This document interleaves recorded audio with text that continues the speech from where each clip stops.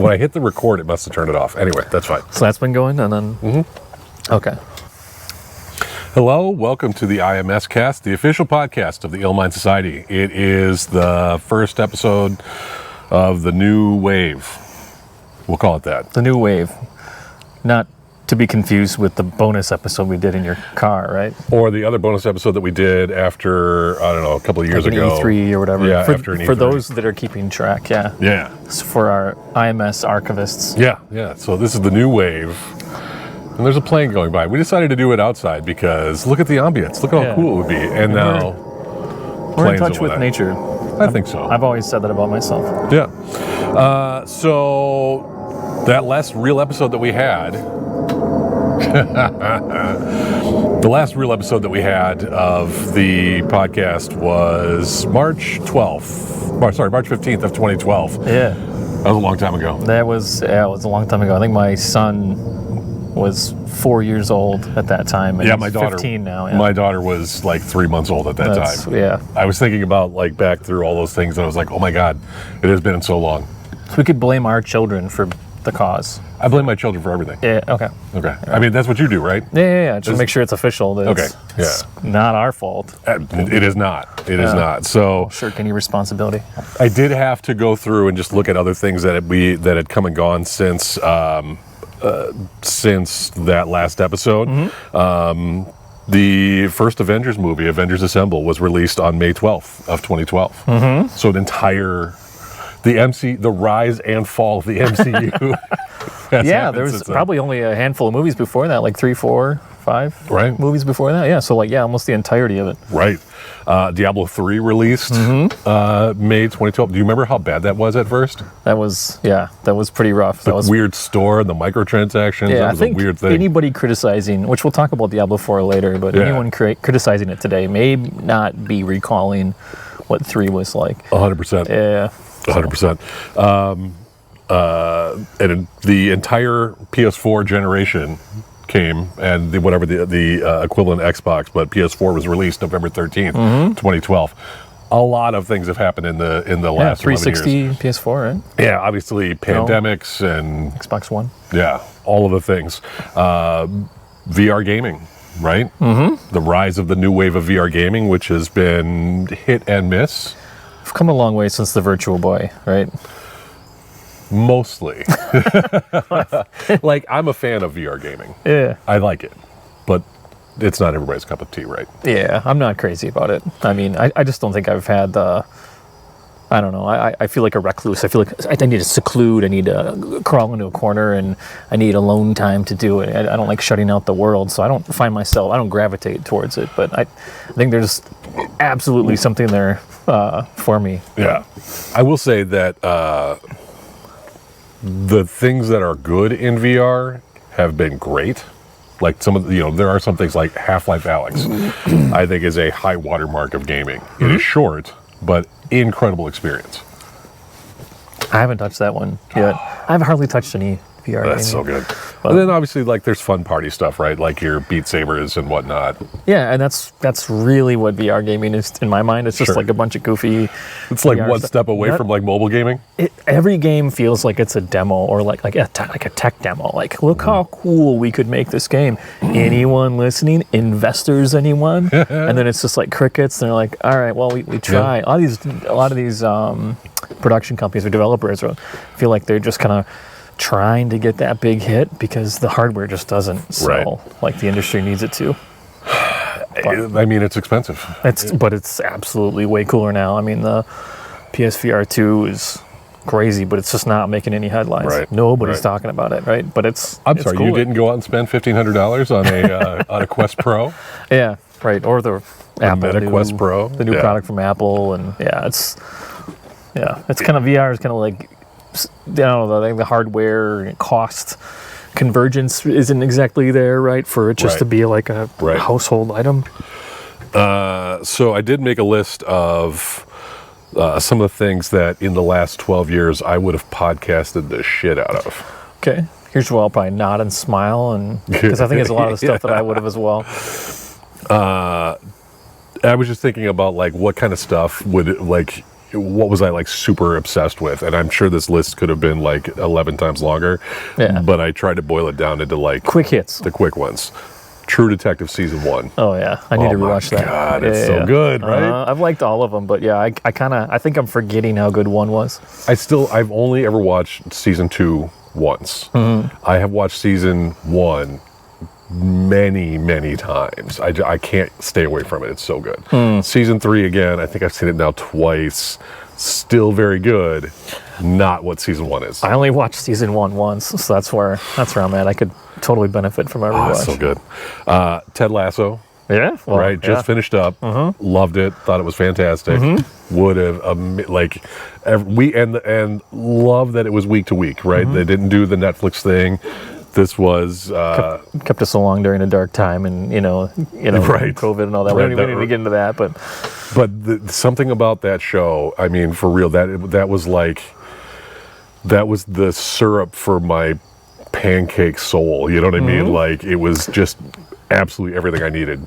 Speaking of syrup, the show is very sweet and saccharine. That was my one criticism for it. I'm like, it started that way, but they met some dark I shouldn't say they went dark places. They went to emotionally mature places. And they explored them very well. They handled it well. Anxiety and depression, things like that. I think, I just I love that it showed what emotionally mature things could be. Like everybody had their own thing going on. They communicated in positive ways. You know, like it's like if ever, whenever you are mad at somebody, you're just like, use your words. They all use their words and they all say what they mean and what they feel. And it's a crazy thing when people do that. Because like how many shows you watch or movies you watch where you're like, this whole thing could have been over if they just talked to each other. They just said what was wrong, right? Absolutely, yeah. All right, Ted Lasso. Incredible. The Mandalorian, right? Yep. Sure, season 3. It's trailing. I openly wept at the finale of season 2. Openly wept. And sure, fine. All of you people out there are going to be like, but the Luke Skywalker special effects did not look as good as some of the deepfakes out there. Go fudge yourself, because openly wept at that. They saved Luke Skywalker. Yeah, that was wild. Yeah, absolutely. Loved it. Watchmen and Chernobyl, both HBO gems. Yeah. Love Watchmen. And Chernobyl is just incredible. Yeah, Chernobyl takes me to a dark place. That's a good watch, though. Vox Machina, love it. I'm only about halfway through it, though. So good, so good. And sister kind of thing to that, one thing that you turned me on to that I wasn't into and I got my kid into, we are all over the Dragon Prince stuff. Dragon Prince season 1 is fantastic. Are you into all of them? So there's a couple more. There's one season that just launched, right? Just launched, like season 5 just came out. So I think 4 is where we as a family kind of trailed off of it a little bit. Yeah. I think it did made a departure. Or whatever. Yeah. I think the Dragon Prince creators, developer, however you want to look at it, I think because they took some time off. There was a big chunk of time between season 3 and 4, and I read that they were like they're expanding and exploring new ways to get that IP out. Right. So they're looking at like books, gaming, feature film, stuff like Sure. that. So I think they took a pause to be like, okay, where are we heading? What are we doing with this IP? Clever show. I love what they're doing with it. I like that that is your dog saying hi to everybody. Clever show. I like what they're doing with the characters. It's funny. I like it. I'm into it. Big recommendation. It's a good family show. I don't always know what's happening. I don't always understand where they're going places. Especially in the more recent. The more recent ones get a little interesting. I think they're just doing a lot of world building right now. They did a lot of character building in the first 2-3 seasons. Yeah. And then now they're just doing a lot of fleshing out world building. I think that's where we kind of shifted or got a little lost. The thing that got us through COVID, as a group, as you and I and our friends as a thing. Animal Crossing? PUBG. Oh, yeah. PUBG was like our interactions for a while. Oh, yeah. I know people slag off PUBG, but god damn it, we had fun. At the peak of it. Yeah. Yeah, it was this thing we returned to every night. It was like Every this night. constant thing. It was kind of like kept some of us kind of grounded and sane and got to vent. But man, it was so those things where, and one of the things that as I was explaining to a friend of ours, somebody else, I was just saying like, the thing that was great about that game was you had 1 or 2 big interactions per match. That could be like a 45-minute match, but you might have one good engagement. Yeah. But it was like a story. Like it was like everything culminated in that thing, and that was fun. And just like having that to look forward to. We played that game every day for like a year and a half. We all brought our own little fun and energy to it. Not like we were kind of role playing in these games, but we had a lot of fun farting around in that game. I never took it too serious. I think that's how I had so much fun with it. Right. Because I'm just not good at it to begin with, but I find my own fun. Other thing I would have podcasted the crap out of, which I will actually talk a lot about as we're going forward, the rise of board games. I know, like, you know, we started like, 2010 or 2009, whenever we started. I know, like, it was already out there, and people be like, oh, but, Catan came out and whatever. Like, I get it. But we were late to that game, and now we're in it. I'm in it, and holy crap, board games are awesome. Who knew that board games were so good? Yeah. Is that what marks the start of it? Is early 2010s? I think that's what a lot of people point to as things like Catan and things as like the start of the modern. And I think that was like, I couldn't even tell you when that game came out. It probably came out way earlier in like Germany or wherever the heck prior to. But man, I think Jason, who was part of our previous podcast, right? If you'll all remember, Legacy host Jason. Legacy host Jason, yeah, he would have had like 100 episodes of board games to talk about, along with you and the rest of us, right? But I know that he was huge into that.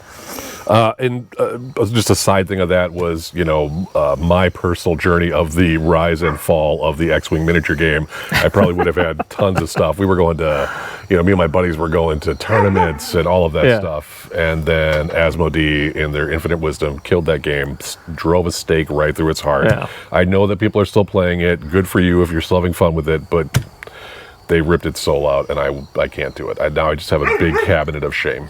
Yeah, well, I think the rest of the hosts may have tried to silence you like we did with Bill's League of Legends. Yeah.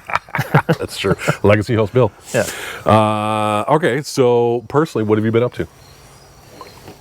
Like recently or the last 12 years. Oh my gosh. Just gonna be like a quick hit. A couple of minutes. The gaming has continued, not much to share there. Like the tabletop exploration, a lot of new tabletop editions have come out and continue to explore there.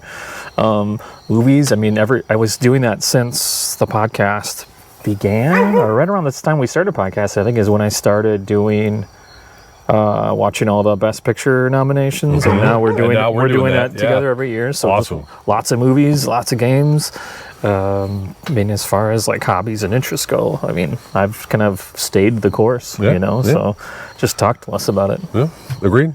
Kind of same for me. I have, as is typical of a suburban person, the smoking of meats has been a thing I've been enjoying lately. Bought a motorcycle. Smoking of the proverbial meats, right? No, like actual meat. Oh, actual meat. Yeah. Sorry. Brisket, It's been a long time. Things that you can't enjoy or won't enjoy. I shouldn't say can't, won't, don't. Proverbial or the... You need to define our terms, Ken. That's true. All right. What else that was on my list? Motorcycle has been amazing. Loving that. Board games, obviously, we just talked about. Lego sets. Who knew Lego sets are back? I don't think they went anywhere. Lego's huge. Yeah, it's wild. I did get the big Millennium Falcon, the big monster, and I don't remember how many pieces, and it's amazing. It's in my basement, and I love it. I look at it every day. There was something else on my list, but I totally forgot about it because I didn't write it down. But anyway, whatever. Next segment. Look, we're going to try to do segments, but they probably won't last. We'll do something else. What are you looking forward to this fall? Who knows? We may not podcast again until there's snow outside. We're going to keep doing it right here, though. Okay. Yeah? Yeah. Even with the snow? Even with snow. Just bundle up? Yeah. Okay. this fall. There's a lot going on. There's a lot going on right now. There's a lot coming this fall. So Baldur's Gate 3, which we're going to talk about, right? So we're in the thick of that right now. But then in a month, a little over a month, we're getting Starfield. That's going to be a huge. On my list, That's going to be a big impact. Huge.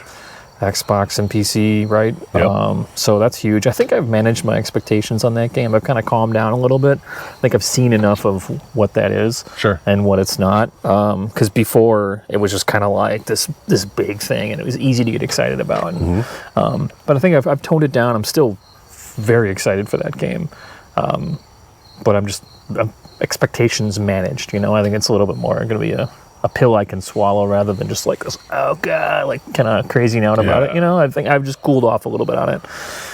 It's gonna be good though.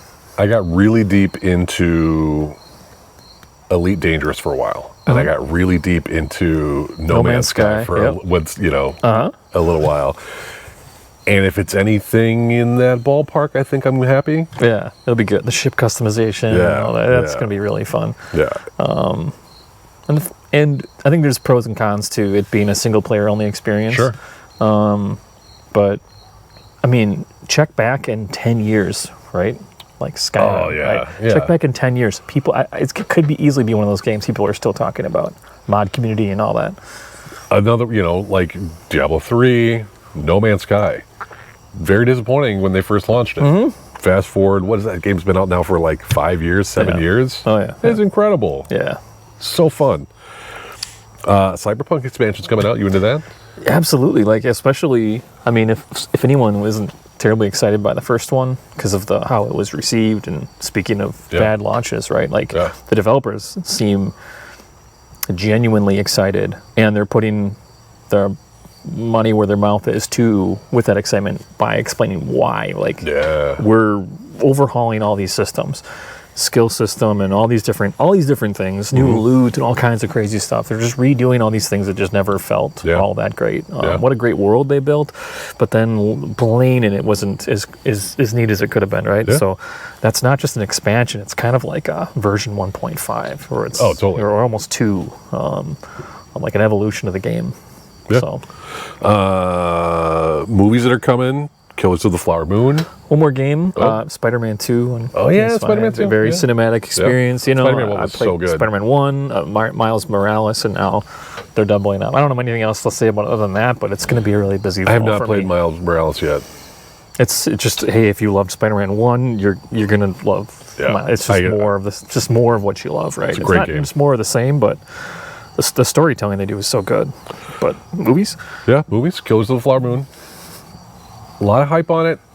I don't think I'm on the hype train for that. I'm just gonna take it for granted. I'm gonna be like, I'm gonna trust. It's like, I don't know. Like, we don't need to go down the Martin Scorsese filmography and be like, well, what didn't go over very well. I'm just kind of trusting. That it's got to be good. If I'm not excited, I'm missing something, and then that just means I'm gonna have that much more fun when I'm watching it. Right? Like, it's just expectation management. Dune 2. Yep. Dune Part 2. That my hype is huge for that one. You're gonna get to the nearest IMAX for that, right? Going to the nearest IMAX. Yeah. It's gonna take a minute. It's like 100 miles away, but I'm going. Yeah. That's gonna be awesome. Yeah. I'm hyped for that. That was kind of the biggest things that I could see on my list. Anything else that there's a ton of stuff coming, but nothing like big. Yeah. I know we're cooled off about Marvel and all that kind of stuff, but I've stayed loyal. I'm still watching everything. Yeah. Absolutely. We had slow times. There was some really good stuff in this latest phase of the MCU. I mean, despite all the stuff that didn't hit it all that well, or box office, however you want to measure that, critically or by dollar amount, right? Like, not all of it's hitting, but some of it's been doing really well. So, and if you look back, if you kind of work your way backwards, you're going to find a lot of duds along the way as well. That I think, again, today people are saying, kind of forgetting of where we've came from, right? Leading me to, I'm excited for the Marvels. Yeah, and that comes out in like November. So. Yeah, I'm excited. Yeah. Just announced like yesterday. Magic the Gathering is coming with a Final Fantasy set. Oh yeah, I saw that. Yeah, absolutely. Yeah. You're a big Final Fantasy guy. Yeah, when I was watching the Final Fantasy 14 Fan Fest recently, when Phil Spencer came out and announced that Final Fantasy's coming to Xbox, I thought that was pretty great. I mean, I already played on PlayStation and PC interchangeably. I don't need to play it on the Xbox. I'm not going to rush to it, but if that means that we're going to get more people rushing to this really, really great game, really awesome community, great community. I think that's probably speaks so much greater than the game itself is some of the communities you can find in there for online, which isn't just hit or miss. I think you can kind of assume that most online communities are going to be kind of shit and awful and gross, but yeah, I'm excited for that. But Final Fantasy and Magic, Fallout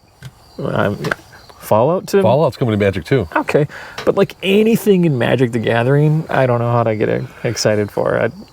I am also in that same boat. Like Lord of the Rings just came out, right? The whole thing with the One Ring and everything. It's like EVE Online stuff. I like watching it from afar. Sure. I might buy some Fallout Commander decks, though. Okay. It's kind of like, I could see myself buying that. Yeah. Okay. 2 games we're going to talk about in depth here for the rest of this. We're going to talk about Diablo. We're going to talk about Baldur's Gate 3. So this is August 6th. Baldur's Gate 3 came out 2 days ago. Yeah, the 3rd. Yeah. 3 days ago. Diablo's been out now for a month and a half. Let's start with Diablo. Okay. Month and a half, huge hype. You and I have been on the Diablo train since we were, just little whippersnappers. Since 95, 96. Yeah. Right. Tell me what you think about Diablo 4. Critical success, financial success. Congratulations to Blizzard. What an awesome thing. So it's not going anywhere. Like we were just playing Diablo 3, like tons of it over the last few years, right? So that's where I'm thinking. Like, I don't know. When I looked at it that way, I'm like, I don't need a whole lot from this game right now. Right. And it gave me what I wanted. It kind of. I wanted to explore the story, and then I was going to cool off a little bit about it. I'm like, okay, let's this game figure out what it is. What is it trying to do? What are these seasons? Is that going to be? And so far, like the Diablo 3 seasons, I found to be a lot more exciting than the Diablo 4. Like with the set pieces and everything, you know what you're working towards, and once you complete them, you're just like, poof, like it transforms the game and how you play. And then in Diablo 4, I mean, not that I'm a super enthusiast, but I don't see it. I don't know what the catch is. So my thought on Diablo 4 is it's missing something, especially when I compare. I've got dozens and dozens of hours into Diablo 3. I've not played every season, but I've played many of the seasons, right? Gotten to the end, Torment 16s and, Greater Rift 70s, all of that stuff. But I remember when it was crap back in the early days. Yeah. So when I look at it through that lens, I'm like, I don't see... Diablo 4 is missing something, but I don't think it's systemic in a way that they can't fix it. Now, is that a good thing that, that's what I'm looking at a Blizzard game, a launch Blizzard game going, well, it's not great, but I bet you they'll fix it in a year or two. Yeah, I just had that kind of like a realization wash over me. I'm like, they're winning right now, right? The gaming industry, they're winning because we are automatically apologists for all these games that launch, like kind of maybe less than. And Diablo 4, you know what? Let me pause for a second. Diablo 4 had a fantastic launch. Like, technically great. This is like the best Blizzard launch they've ever had. But like, just a game coming out and being like, woo, and then just kind of like, well, it'll be better. Like, what is that? Like, that's ingrained into us now, right? Like, see, and that's where it's more of a commentary on the industry and whatever. But games as a service, all of this shit, Yeah, just the hook. And those seasons, the seasonal rewards, are like. That's not a hook. There's nothing pulling. That's not a carrot on a string for me. No. I'm like, you leveled up, and then like the items they're offering, I'm just not seeing it, right? So if we had neither of us are like hardcore Diablo 4 players. So it might be someone that hears us talking and be like, man, you guys are completely missing it. Let me be a Sherpa. Let me be a guide for you guys. Let me show you what you're missing out on. And I'd be willing to believe that it's there. And it was just on me. Hey, I just didn't commit to it enough yet. Maybe not. I don't know. It seems like it's hard to make the jumps. They're missing stuff. Like, I understand there are like sets exist in the game, but I've never seen one. I mean, even in social media, I haven't even seen one.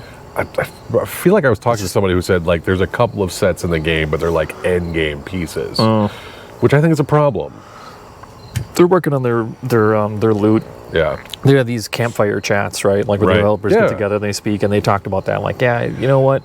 They've like, been responsive for like, like they can be. Yeah. They can launch however, and then be like, we heard you, and then they give you exactly what they want. One of the good things I saw was like, hey, what do you guys think when you kill a treasure goblin? What do you think? How often should you get a legendary? And they're like, or how often do you get a legendary? And they're like, I don't know, 1 in 10. And they're like, see, that's broken. Yeah. And that was the developer saying that. Like, we messed that up. See, and that's been one of my biggest complaints on the game is I feel like there is not enough reward as you go on. And I get, as you get to, like, the higher level you get, the less those rewards are going to matter.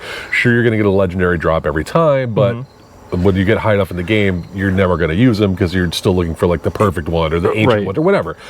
But the fact that I stopped killing treasure goblins after like the second one because it wasn't worth my time is a huge ass problem. Yeah, I did it because I was trained to, just like a retriever jumping into lake to get to tennis ball. Like, I'm just like, I gotta get it, right? Right. But yeah, like that's, so cranking up that treasure find for me is just like right now, if you know the game well enough, right? Like you play for a half hour, you fill your inventory with yellow, rare, grade loot, right? And then I feel like, well, all that's going to happen is like you're going to swap that. It's going to be half orange and half yellow. Right. And in my mind right now, like that doesn't excite me. Like just more of the legendary just means like more shit to sift through. Well, but here's the thing, right? I also think that when you go through the dungeons, which is a big loop of the game, is to go through these dungeons, especially like as you're building up I forget what they call it, the points for the tree rewards. You go Paragon board, right? Yeah. No. After you beat the game and you have to build up those notches on your little bar, and then you go see the tree, and then he gives you like cash, the whispers. Yeah. So the fact that these dungeons are a big part of this, a way to get these, and I feel like the reward for the dungeon is just crap. I spent 20 minutes doing this thing, and I got basically nothing out of it. And I don't even know what it is that we're wanting to get. Like, what is a really good item drop? And then you're immediately, I mean, I think of like late stage, where we're living in late stage capitalism, completely unrelated to what we're talking about. But that comes to mind when I think, are we in late stage loot? What do you call it? Just kind of loot, tiered loot, inventory management games. Maybe. I think we're all tired with it. Maybe. We'll see. I don't know. There's another game coming out. I mean, I love loot, but dude, I love me some loot. I love loot, yeah. But they're definitely a little stingier than I want them to be on that. I need a new drug. Well, here's the other problem. With a game like this, and maybe this is not a problem. Maybe some people are just like, whatever, you're doing it. This is the way you're playing it. Do you have any idea what the hell that story was about?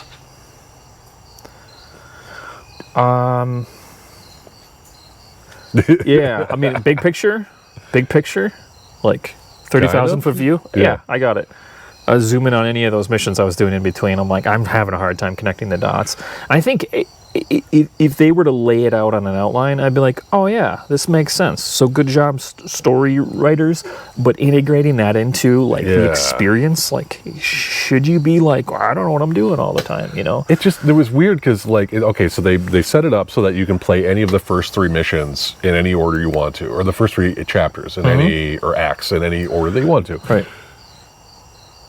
But as you put that together, it's like, then once you get to Act 4 and you start going through here, you're like, okay, so the thing I need to do is go see that guy. He's been right over there the whole damn time. When you really start trying to like zoom in on that and be like, hey, what are you doing? What's the whole point of this world? And also, it doesn't make sense. I also don't think they did enough to really explain anything about any of the things that have happened before. I know, yeah. In Diablo 3, we learn in the lore of Diablo 3, no one's going to pull this if you just kind of hack and slashing. But in Diablo 3, you do learn that Lilith and Arius, these two major players, right, that clash at the end, and that cinematic's fantastic. Yeah. But you learn that those two, when Arius was sent to hell as a punishment, while he's there, falls in love with Lilith. Right. Together they create sanctuary for their first offspring, which is that necromancer dude that Arius kills, whatever. Right. And then they make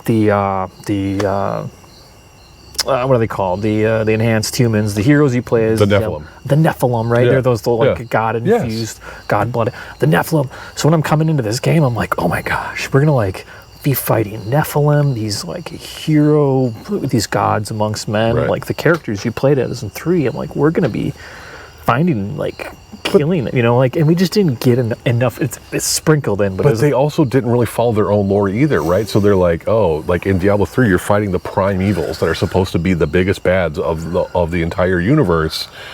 Lilith is not a primeval. No, but she's right. They're setting that up for. They left an ellipses at the end of the game. Yes, I get That's it. exactly what the next seasons are going to be. The seasons are going to build on that. So I don't know.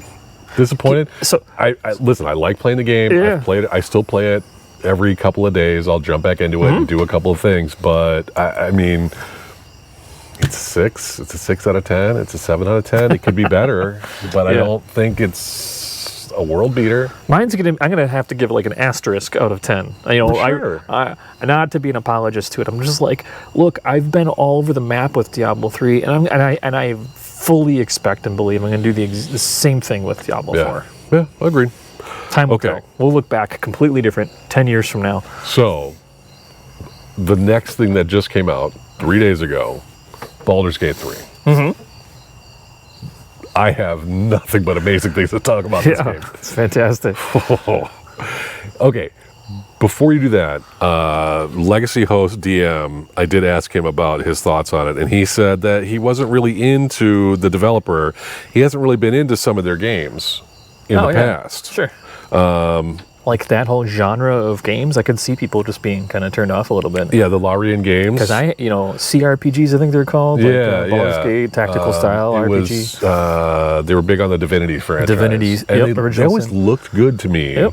But never got into it. I think it's the world. I mean, there's something really familiar. Sure. As much as I'm not crazy about Dungeons and Dragons and Hasbro and Magic the Gathering right now with some of the stuff that they're doing, I won't get into that. But I love the Dungeons and Dragons world. I love Faerun. Yeah. So in Divinity Original Sin, those are fantastic games, 1 and 2. Sure, I got into them, never completed them, but it's just they were doing their own thing. It wasn't that was their own IP, but now do take that love for that gameplay style that they clearly have, combine it with Faerun, and now they learned so many good lessons. I had this thought the other day, actually yesterday I think it was, as I'm playing this game, I was like, what I'm getting so many vibes from this game on was the first 2 Mass Effect games. Where you really felt like a part of this world and that your choices matter, and you don't get that out of a lot of games. Yeah. But man, they nailed that in this game. The storytelling is wild. They can't. I mean, this is going to be something that people, compare to from going forward. Is you're going to have real change, and your decisions are going to have real impact on the gameplay and the story. And people are going to be like Baldur's Gate 3, and they're this is an undertaking. This is huge. The amount of lines of dialogue that they recorded, and it's just incredible. It's so good. And I will say, I have not been able to. I have played a lot of the other Baldur's Gate games, but I didn't get into them the way I am into this game. I mean, I played 1 and 2. That was back a long time ago. That was the 90s for 1, and then early 2000s or late 90s for 2. Yep. And it's been a while. Icewind Dale 1 and 2. I was all into all of those. Yeah, you were big on those. And they were all very recently available in a really good Humble Bundle. I got a whole pile of those games added to my Steam library that I won't play, but it was $12, so it was great. So I've been in it. So I feel like I've been waiting this game. I feel like they've been making this game for me. You didn't get it. You didn't buy it like when it was early release or anything. I did. Did you play it on early release? Absolutely. You did? Yep. And I got so far into the game where I'm just like, you know what? I kind of dropped. I'm like, you know what? This game deserves a better me. You know, like I deserve a better version of it. Yeah.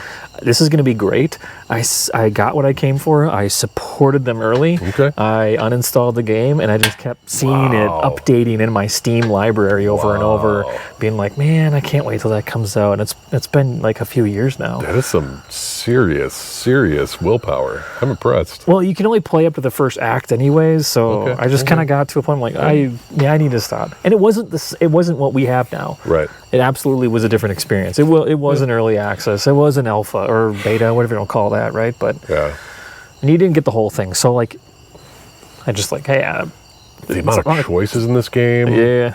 And it's funny because it was after you and I were texting about the game, and I was interested in the game, but not enough that I knew like, oh, it's coming out this day. I honestly didn't know what day it was coming out. But then everybody's like, oh, this game's great, and I was like, oh snap, I think I'm gonna have to get this game. And the more I'm hearing about it, the more I'm like, I have to get this game. Boy, like immediately, as soon as I'm in there and creating a character, I'm like, oh, this game has got something special. The character creation process, I really loved. I was on that screen for, I'm not kidding, maybe an hour and a half. Yeah. I could not make up my mind. I kept building different things and playing. I researched all the origin characters. Research meaning like you can have each of them, when you pick your character, those origin characters, pre-made, pre-generated characters, right? You can have each of them do a little monologue about who they are. I watched those. I watched all those. I'm like, oh my gosh.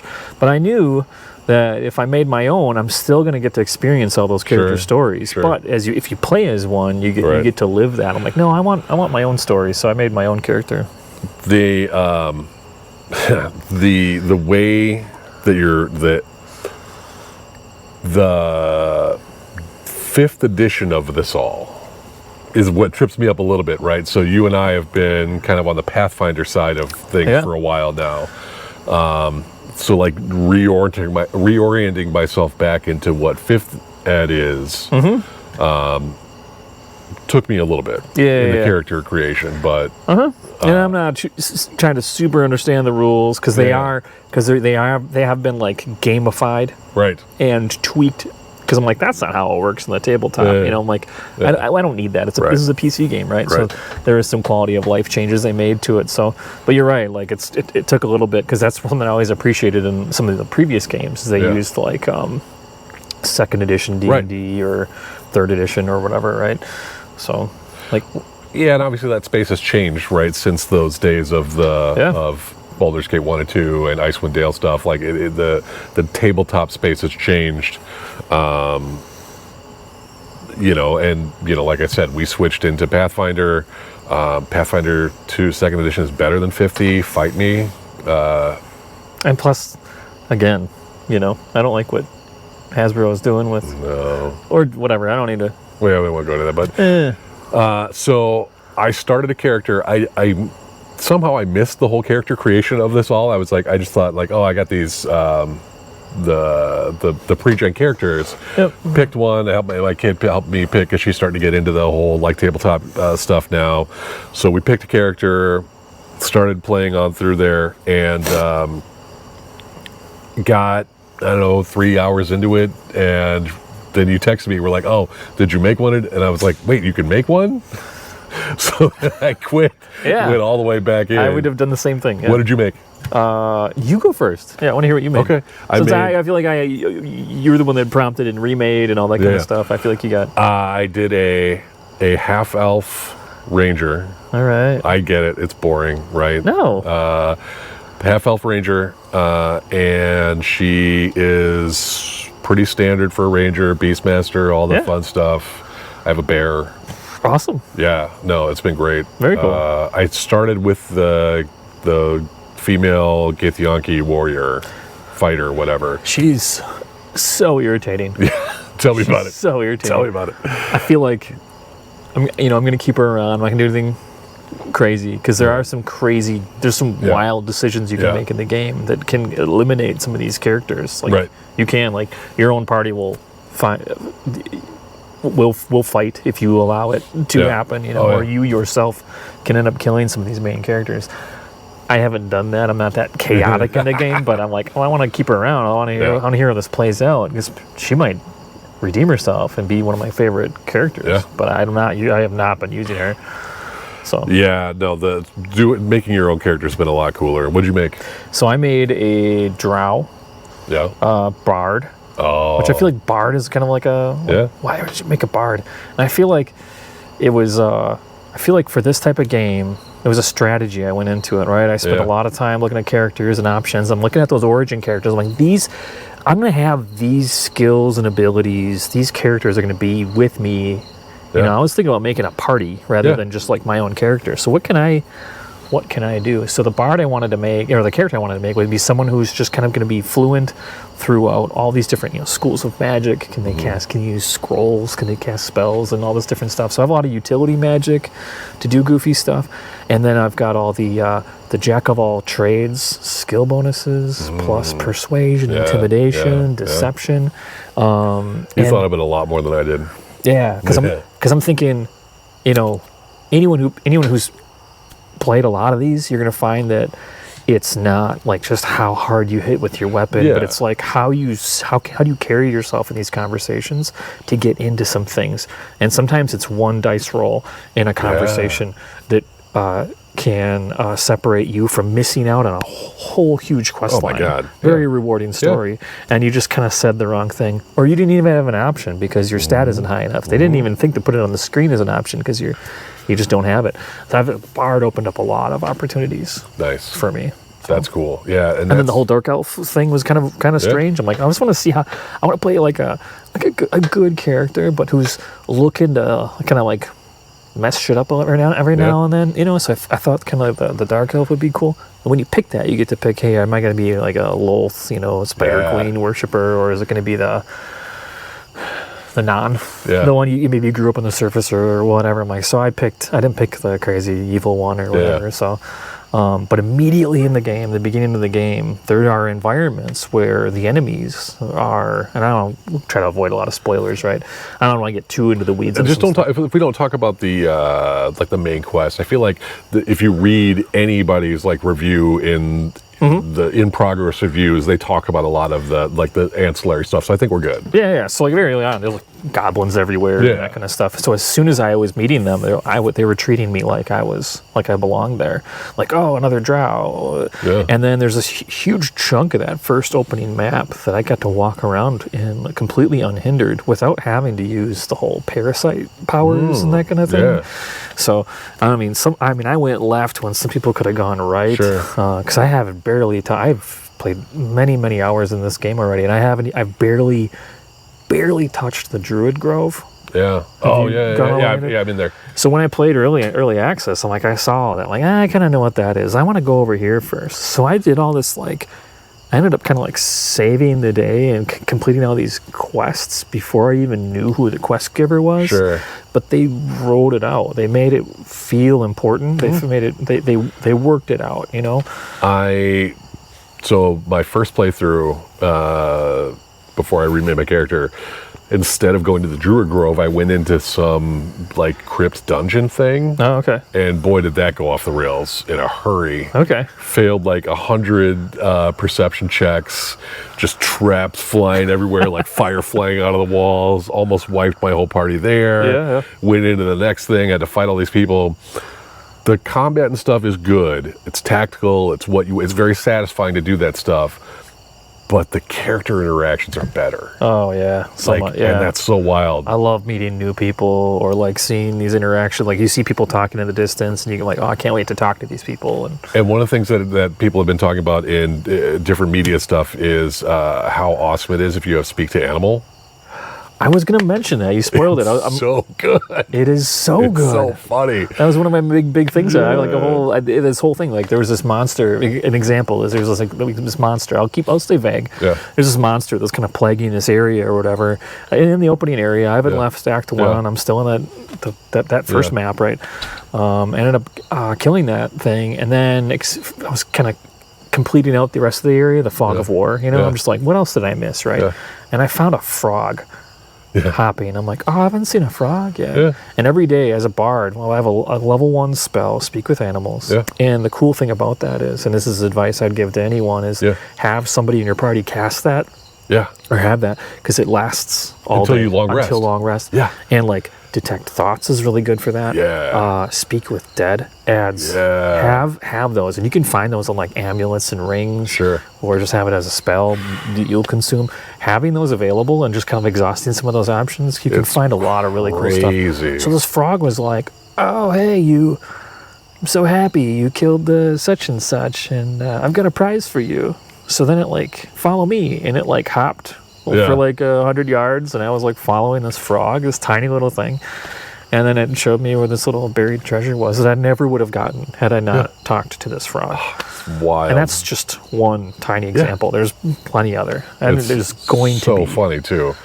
Met like a super horny boar. Or no, he's a pig. I didn't see that. There was... I shouldn't say horny. He's very excited because the druid's going to bring him back a mate. He's very excited about it. All right. The cows were funny. Met some squirrels who were kind of dicks. Like I talked to the squirrel. I didn't talk to a cow, though.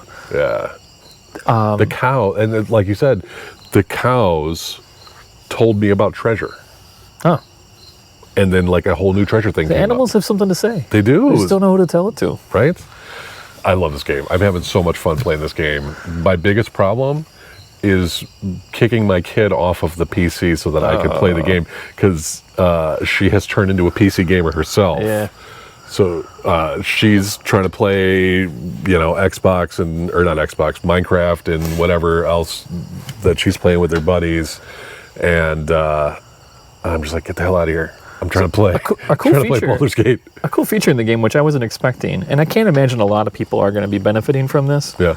But it's not cross-play, but it is cross-save compatible. Yeah. So people who get the PlayStation version in like a month or a few weeks will be able to like just kind of shut down here and pick up here, which is really, really great. I'm doing that for Diablo, PC, Xbox, and then eventually Xbox will come out as an option for this as well. So You have a Steam Deck and I do not. Are you playing it on Steam Deck? no, You haven't done that yet? It didn't give me the green check mark like, hey, this is fully compatible. But I did see. I follow a subreddit, on Steam Deck, and they're like, yeah, you can totally do it. Here are the settings, and so if you're going to check that out. Okay. I might do that, but I kind of want to just, when I play my Steam Deck, I'm usually have like a movie on or a show or something, I'm allowing life to distract me. Right. I don't want to do that with this game. So. It's so good.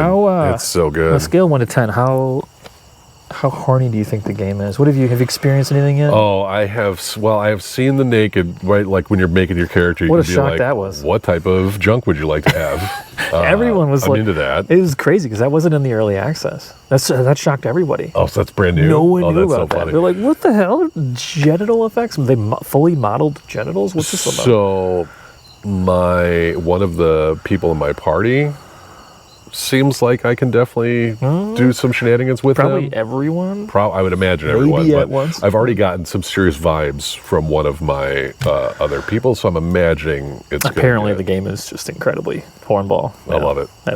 And it's just kind of free loving, like anybody, everybody, and it's not like Just get at it. because you played this doesn't mean you can't engage with that. Like it's just kind of like whatever. Love will bloom on the battlefield, right? War never changes. But I had a horny experience. Did you already? And I don't know how much I want to share. No, don't share it because I'm excited for it. Okay. You're going to get us demonetized even though we're not giving money. We'll have to talk. It has to do with sounds coming from a barn. And I'll leave it there. So let me know when you experience that. Okay. It was fantastic. Is that in the like the Blighted Village? The Blighted Village. I just got there. I just got there. There is a barn. Okay. That's all. Okay. Yeah. I just I spent a lot of time at the Druid Grove, and now Yeah. I'm going to the village. The spoiler is, that what I didn't have is that there's sounds coming from it that just make you think Okay. there's a monster there. Okay. Oh my gosh. Oh, I'm that's going to funny. quick save, and then I'm going to open this door. Everyone full on health, yep. Yeah. Any buffs I want to get on first? Open the door. Okay. That's it. I'll stop there. It's so good. This game is incredible, and for someone who has this isn't my typical cup of tea. Kind of came under the radar for me, but God, this has to be game of the year, right? I don't know. I mean, I need to let it sit. I'm not good at doing favorites. I just can't figure. I can't see it just all of a sudden like going off the rails after 12 No, hours. I mean this is going to continue. Yeah. This is like at least 100 hours. The of just replayability fantastic. involved in this, because I'm playing it one way now. This is like I said, this is going back to I'm really, for whatever reason, my brain is immediately making these connections back to Mass Effect 3. The second I finished Mass Effect, or not 3, sorry, 1 and 2, which equals 3. The second I finished Mass Effect 2, I had to start it over again, and I want to be evil, I want to be FemShep, I want to do all these things to experience this whole other side of the game that's there. Yeah. And I feel like there's dozens of versions of this game that you can play. Yeah. Or play solo and just be I don't know, some evil dude and only pull people with you that are willing to go as dark as you are. Right. There's a lot of really cool parties you can make. Wild, man. One thing I don't love it. really know about is how many other characters, how many other companions you can find in the world that aren't those origin characters. I believe there are some, because I feel like I killed one recently due to the loot I got off this character. So I'm just so something to watch out for. I had one other thing I was going to share about. Okay, I lost it. Whatever. What's next? All I was going to say was, obviously we have to be kind of predestined to like this game, though, with immediately just having illithids everywhere. Yeah, I think that might have been what I was going to say. Yeah, right away, illithid. And I knew that from that's the cutscene I got from the early access, right? Immediately illithids. And I was which I think are an underused part of D&D lore, right? I get flayers, that it's a little out there, especially when you talk about the D&D movie, which I loved. D&D movie was, I thought, really fun. They had to play that one safe for box office, but hard to put an octopus head monster there that has psychic powers, but is also incredibly evil. But in this, they're just we're doing it. We're going deep, guys. If you're not ready for this, we are going deep into some D&D lore. You better be in it. Aberrations. Oh, one thing I was going to say is, I want you to know when you play. I want you to know that the Underdark is right beneath your feet. No. Yeah. Just it's there, and it's not far from where you start. Just it's. You can do it. You can go. We're talking about Faerun. You can go. I was very deep, but not very deep, but it felt I guess no pun intended. Oh my god. I was in the thick of it, the creatures, everything. Oh my god. I don't want to go any further than that. Oh, that's so good. It's right there. I'm so into this. A few different ways to find yourself there. Oh, I gotta. But the mind flayers are cool. This game is thick with mind flayers. The very beginning, and it continues to. They're going to carry. They feel like that. I don't know if that's an Act 1 storyline. My understanding. It feels like it's the whole game. My understanding of the game is, and then I guess this might be spoilery-ish. So maybe fast forward 20 seconds. If you don't want to take the tadpole out of your head, you don't have to. Okay. Which is wild. Yeah. That is. So anyway, I'm interested to see what happens there. I don't have a lot of cares about that. Yeah. I could kind of take her to leave it. Yeah. Cool. I know you're going to tell me that story, whether I like it or not. I'm interested in all this other stuff I'm experiencing. Half my inventory is books and notes that I don't know if I was supposed to keep or not, because my quest lines are just. I'm trying to find closure on a lot of these quests, and they're just God, so that might be that might end up being a thing, and maybe it's more user error on my part, but I'm struggling to know what to do, because when everything's important, then nothing is. True. And they do. I don't know. I think I need some advice from a more seasoned player or from the community or something to say, hey, chill it on that. The quest log is going to tell you everything you need to know. You know. I am trying my hardest to not look at those things and just play it. My biggest problem with these types of games is the permanence in there. I have so much FOMO about the choices I didn't make, but I'm trying to like just plow through and be like, man, this is what's happening. Yeah. I'm gonna experience this again. That's a good way of putting it. They sneak in stuff, and then it's so easy to miss out. The FOMO is everywhere.